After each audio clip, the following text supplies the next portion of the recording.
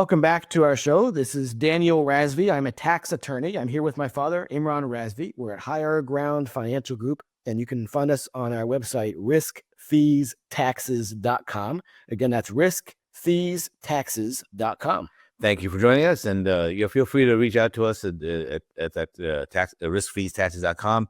You can make an appointment for free. It doesn't cost you anything. Ask your questions. And if you'd like to hear more about a certain subject, you can always reach out and tell us that, hey, to talk about this or that, and we'll be happy to address those subjects.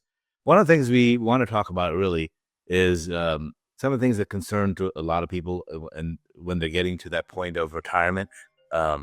So if you have a certain amount of money, what do you do about estate planning? Are you over a limit? Or exclusion-wise, gifting-wise, all those things that become a concern? So let's talk about that. Yeah, estate planning is really important. Everybody should have an estate plan done, even if you don't have a lot of assets. If you have at least a house, you have some retirement savings, you should think about what are you going to do with this money? Because you may choose and you may prefer to spend all of your money during your lifetime and then die with your last penny in your hand. And some people do. But the reality is, if you want to make sure you have enough to live in retirement, you're probably going to end up having a little bit of surplus. And so where is that surplus going to go? You don't want to go into the government, and you don't want the government picking which of your family members to give it to, which is what they will do if you don't have a will. So you definitely need to have a will. And if you own real estate, you should have a trust. But what is the most efficient type of asset to transfer to the next generation? There's some good assets to leave and there's bad assets to leave. So good assets would be real estate and stocks, bonds, mutual funds that are not in an IRA. So non-qualified accounts, usually, especially highly appreciated stocks and real estate, because when you pass away, your kids get a stepped up basis. That means they don't pay any capital gains, even though you would have if you sold the property or the stock today. Because they inherit it at the value it is today, and they don't care about what you paid for it. They get it at that value. And so now whatever grows from then on, they would have to pay capital gains later, but not on what it grew before. But whereas you have a house, you're my father. If you want to give that house to me now, wouldn't that be a good thing? I mean, and then that way I can start managing the money, and then I could put your name on the title, and a lot of people think that's a good idea, but it's not. Why is that not a good idea? Because you don't get a step up in basis. You get to have to pay my capital gains that I've had over the last 20 years, which you shouldn't have to. Right.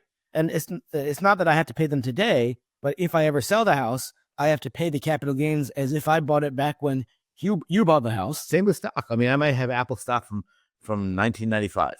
And if I give that to you, you're going to have to pay a lot of capital gains. But if I die and leave it to you, then there's no capital gains. So you always want to leave those highly appreciated stocks to your kids at death rather than giving it to them now. If you have other options, obviously, if you need to give your kids something, you have a limited number of spaces. Well, that's where you talk to an advisor. You talk to a tax attorney. What is the best way for me to give gifts? Because we had a client recently that said, I want to give with a warm hand, not with a cold hand. And they kept repeating that. I want to give with a warm hand, not with a cold hand. They want to be able to see their kids enjoy the gifts while they're alive. And there are ways to do that. You just want to pick accounts and stocks and assets that are not going to cause you or your kids massive taxes to do that gift. And so those are good things to leave at death, the stocks or the real estate. What are some not so good things to leave at death? Actually, the worst thing to leave to your kids right now in the current tax environment is an IRA or 401k, TSP, 403b, those types of accounts. They are terrible assets to leave to your kids. And you might be thinking, well, why? I mean, I inherited from my mother when she passed away. I got this IRA, and I've been spreading out the taxes over my lifetime with a stretch IRA, so I don't get taxed that much, and it's a gift that keeps on giving. I get another check every year from it. So what's wrong with that? Well, the problem is you can't do that anymore. The Secure Act requires that your kids take all the money out within 10 years.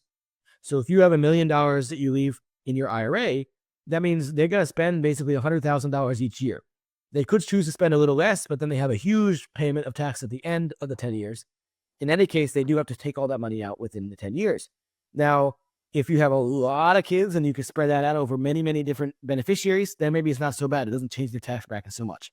But if you have 1 or 2 kids, it could really make an impact and put them into a higher tax bracket. So inherited IRAs are a really bad idea in most cases to leave your kids currently. So we talked about the good and the bad. Now, what is the best? The best and most efficient thing to leave to your kids, there's really two of them. One is Roth IRA, because if you leave a Roth, they can actually leave it in the Roth for up to 10 years and let it grow tax-free. And that's an awesome thing.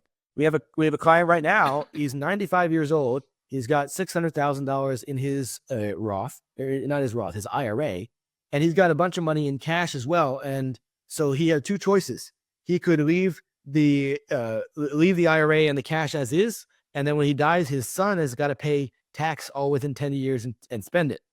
Or he can take the money and take the cash and pay the tax now, make the IRA Roth. So now when he dies, his son gets $600,000 Roth, and the son can wait 10 full years of growth with no withdrawals, and it's all completely tax-free, and then take it out in the 10th year, all tax-free. And so that's what he's thinking about doing. That's going to be much more advantageous for the family. It'll be more tax than the dad was going to pay right now, but it's less tax than the son was going to pay. So it ends up saving the family a lot of money. Tremendous amount of money.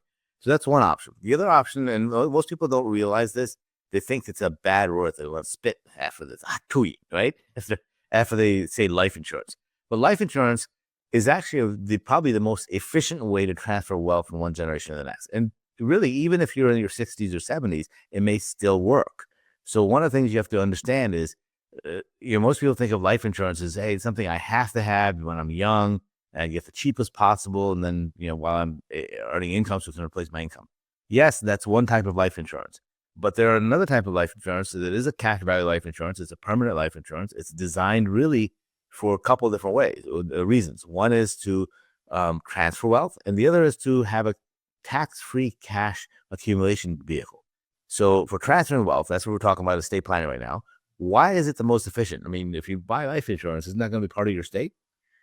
Well, yes, it is going to be part of your estate unless it's in an irrevocable trust. But even if it's in your estate, it's still much more advantageous than Roth IRA if your purpose is for legacy. And if you're trying to decide about Roth conversions, the best way to think about it is if you want to leave this money to your kids, then the life insurance is much more efficient. If you want to spend it while you're alive, then Roth IRA, Roth conversions might be more efficient depending on your age. And again, we're talking about somebody who is maybe 60, 65, 70 already. If you're 30 years old or 40 years old, then life insurance is probably more advantageous in both ways compared to a Roth IRA. But for somebody who's in retirement age thinking about starting this conversion, then life insurance is more efficient, even inside of your estate. So what you're getting at, Raz, is if you have more assets than the estate tax exclusion, which is 40% tax on everything above $14 million, if you have more than $14 million, then you probably want to put the life insurance in an irrevocable trust so that the death benefit is completely outside of your estate and you don't pay estate tax on it. But can't I just move like $7 million into a trust outside my estate? You can, but then your kids will pay capital gains. So you don't want that, because if you put anything other than life insurance in your irrevocable trust, the kids will owe capital gains when they sell those assets someday. And so it's still better than paying the estate tax, because 20% capital gains is better than 40% estate tax, but zero is even better, and the life insurance is always zero. So that's the reason we would use that. But even if you don't have over 14 million of assets, then you have $3, $4, or $5 million of assets, and you just want to leave it the most efficiently that you can to your kids, converting to life insurance will give you more leverage than a Roth. So let's use an example. Let's say you have $1 million in your IRA, and this IRA you've identified you probably won't need to spend. You might need some of it if there's a big emergency like long-term care or something, but you probably don't need to spend it. So you have two choices. You can take this $1 million, you could take $100,000 each year for 10 years, you pay some tax, and you put the $70,000 into the Roth. Ideally, you'd actually get the tax from somewhere else, and then you put $100,000 into the Roth each year, because you're not allowed to put more into the Roth than what was already in the IRA. So it's better to do it, even if you have to borrow money to do that. That's subject for another day. Well, no, let's address it real quick. I mean, if you convert to Roth, you can always take the money out. But once you've converted to Roth, you can't add more money to it.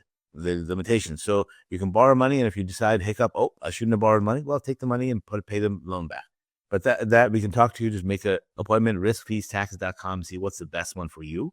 Yeah. And so that's one option, right? You could take $100,000 each year, put it into the Roth. And now at the end of the time, at the end of the 10 years, now you have zero in the IRA, you have $1 million in the Roth, plus whatever it grew over that time. And that's going to be depending on what you invested in. But it may have grown to 1.5 million by that time. You know, we don't really know. It might even go to 2 million. So what is the difference with life insurance? Well, with life insurance, you take the $100,000, you pay the tax, you put it into life insurance, and that first year you still have $900,000 in the IRA. You have $100,000 you've put into your life insurance. If you die, the death benefit is probably $1 million already. So then your kids get $1 million tax free, and then they still have $900,000 in the IRA, which is taxable. So that's already a much better position. Over time, as the IRA drains, the life insurance gets bigger and bigger as well. So you might have a guarantee of $2 or even $3 million of death benefit by the time you finish funding this. And so that means after the 10th year, let's say 2.5 million is what you have. So now you've put in $1 million. Your actual account value might not be the 1.5 million or 1.7 million that the Roth would have been. You might only have 1.1 million in there, only a tiny bit more than you put in, but the death benefit is 2.5 million. Right. So when you die, your kids get far more than they ever would have gotten from that Roth IRA. And that's the reason that life insurance is more efficient for a legacy planning than a Roth IRA is, if you can qualify. So then the question is, well, I am 65 years old. I got high blood pressure. I've got this and that. There's no way I could get life insurance. And even if I could, it'd be super expensive. Well, I should hope it's expensive. We're talking about putting 100 or 200,000 or 500,000 every year into it.